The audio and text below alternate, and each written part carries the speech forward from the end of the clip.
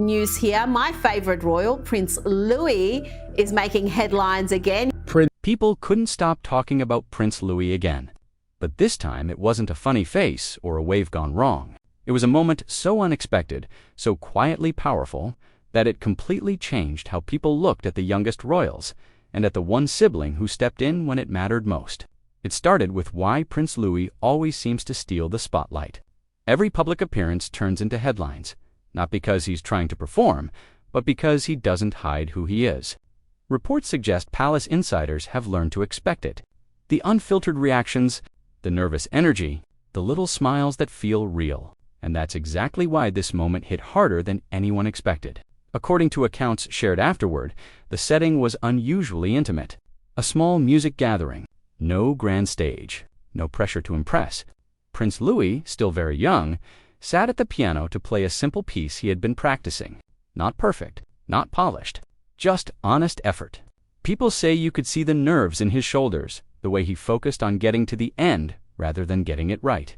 And for a moment, the room felt supportive, gentle, safe. Then came the comment. Reports suggest a famous pianist in attendance quietly mocked the performance, implying Louis didn't need talent because of his title. The words weren't loud, but they landed hard. What made it worse was the timing. Right after a child had finished trying his best, most people didn't react. Some didn't even hear it, but one person did. Princess Charlotte. She noticed everything. Observers have long described Charlotte as composed beyond her. Years.com, watchful, protective in ways that don't draw attention. It's been said that, while others moved on, she stayed locked into that moment. Not angry, not dramatic, just alert. She made sure her brother felt proud first, reassured him, let him enjoy the small victory, and only then did she move. According to those present, Charlotte approached the pianist quietly. No raised voice, no public scene. She simply acknowledged what was said and reminded him that effort matters, that everyone starts somewhere, that even the best ones struggled. The shift was immediate. The room didn't gasp. It didn't explode. It went silent, because sometimes the calmest words carry the most weight. But that wasn't the end of it. Later, when Charlotte was invited to say a few words, people expected something polite and forgettable.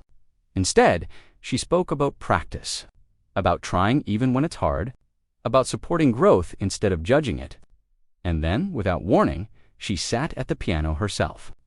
What followed wasn't about showing off. It was about contrast, control, confidence, a reminder that talent and humility don't have to cancel each other out. Reports suggest the atmosphere changed instantly. Applause followed, but not just for the music. For the message, for the way a quiet insult had been turned into a lesson without embarrassment or blame. What happened next surprised many. The same pianist later approached Prince Louis, not for attention, not for damage control, but to encourage him, to admit he had forgotten what starting feels like. He even offered beginner music sheets, according to those who witnessed it. A small gesture, but a meaningful one.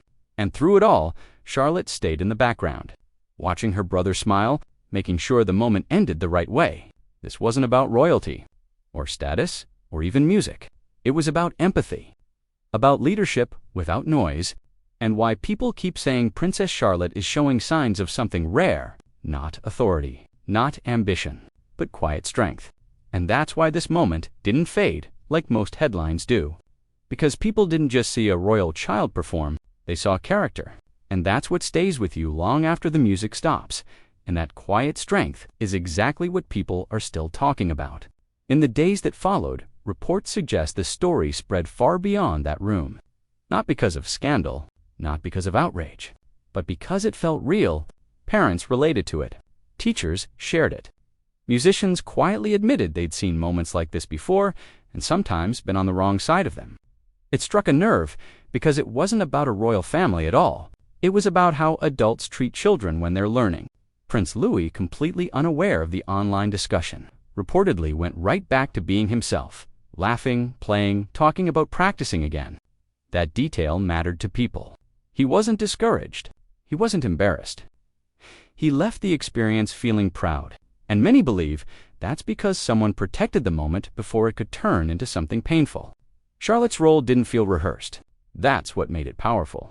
There was no speech prepared in advance, no instruction from adults stepping in.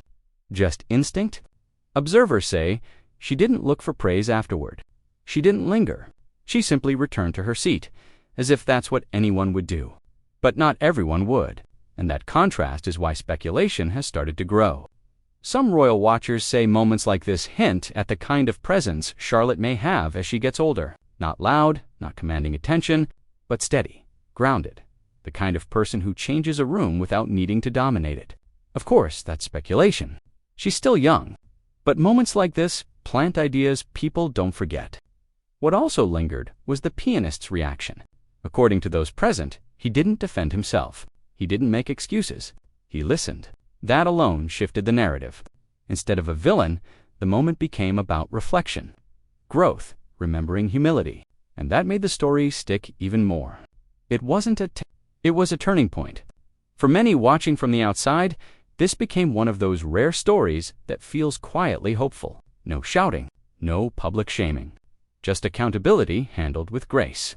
In a time when reactions are often loud and messy, that restraint stood out. And maybe that's why this moment refuses to fade. Because it wasn't perfect. It wasn't dramatic in the usual way.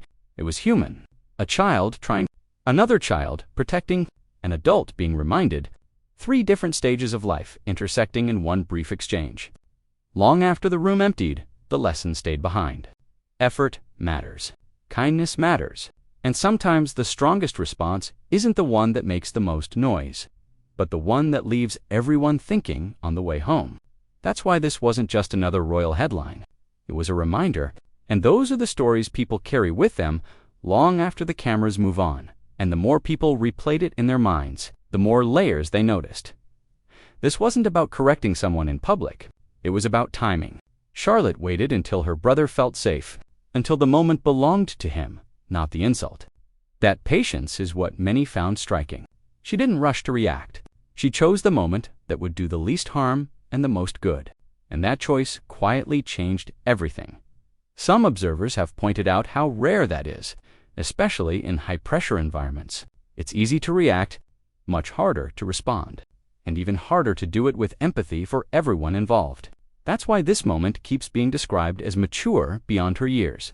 Not because she spoke confidently, but because she understood what truly mattered. Prince Louis, meanwhile, became the heart of the story without ever realizing it. A child learning something new, trying, failing a little, continuing anyway. That's a universal experience. Strip away the titles and the setting, and it's something almost everyone recognizes from their own life. That familiarity is what made the story travel so far, so fast. There's also something telling about what didn't happen afterward. No dramatic follow-up, no public statements, no attempt to control the narrative. The moment was allowed to exist as it was, and that restraint only gave it more weight. People filled in the meaning themselves. Some royal commentators suggest moments like this show a subtle shift in how the younger generation is being seen. Less as symbols, more as individuals. Children first. And when the public sees that, it responds differently. With patience, with warmth, with understanding, and maybe that's the quiet takeaway here. Not that someone was put in their place. Not that a child defended another child. But that kindness, when delivered calmly, can reset an entire room. It can soften someone who thought they were being clever. It can protect someone who didn't even know they needed protecting. That's why people are still talking about it. Not because it was loud, but because it was rare. Moments like this don't announce themselves.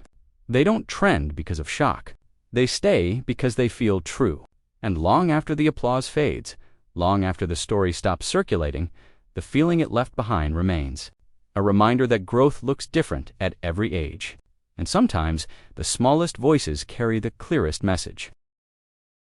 And that message is exactly why the story refuses to disappear. Because in a world obsessed with grand gestures, this moment proved that restraint can be just as powerful.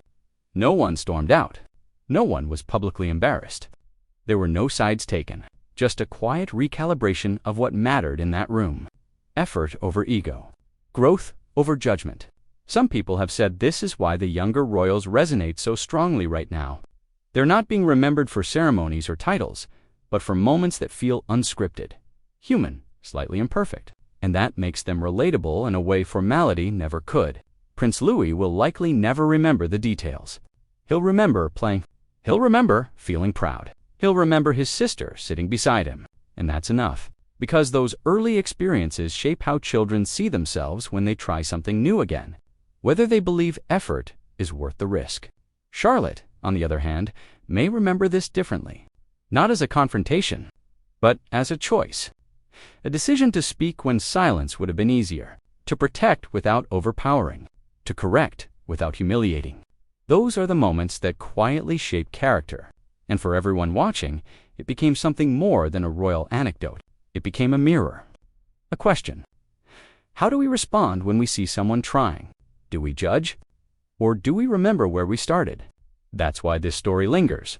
Because long after the music stopped, long after the guests went home, something important stayed behind. A reminder that kindness doesn't need an audience, that leadership doesn't need volume, and that sometimes the most unforgettable moments happen when no one is trying to make history at all. They're just doing what feels right, and maybe that's the quiet power of it all.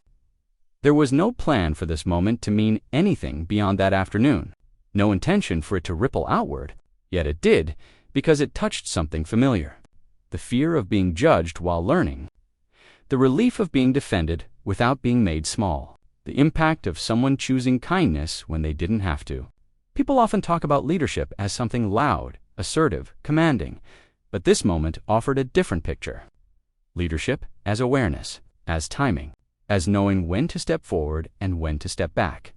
And that's why so many paused when they heard this story. It didn't feel performative. It felt instinctive. The room returned to normal soon after. Conversations resumed. Teacups clinked. Life moved on. But not quite in the same way, because everyone there had witnessed something subtle but meaningful. A reminder that growth deserves protection, that beginnings deserve patience.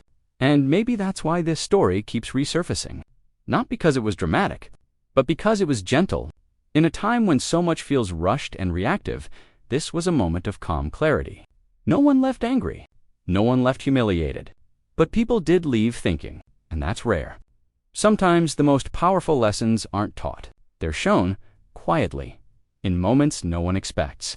And when that happens, the impact lasts far longer than any applause ever could. That's what made this moment special, and that's why people still remember it.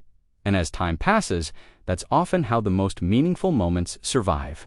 They don't rely on shock or spectacle. They live on because people recognize themselves in them. Someone trying, someone watching, someone choosing to step in, not for credit, but because it feels necessary. That's the part that lingers. Stories like this resurface whenever conversations turn to character, to how values are learned, not taught, to how children absorb lessons not from lectures, but from what they see modeled in real time. In that room, on that day, more than one person walked away with something to think about. It's easy to forget how fragile confidence can be at the beginning, how a single comment can echo for years or be erased just as quickly by reassurance.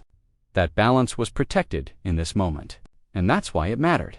Nothing about it demanded attention, yet it earned it. And maybe that's the final reason this story keeps finding its way back into the spotlight, because it reminds people that strength doesn't always announce itself.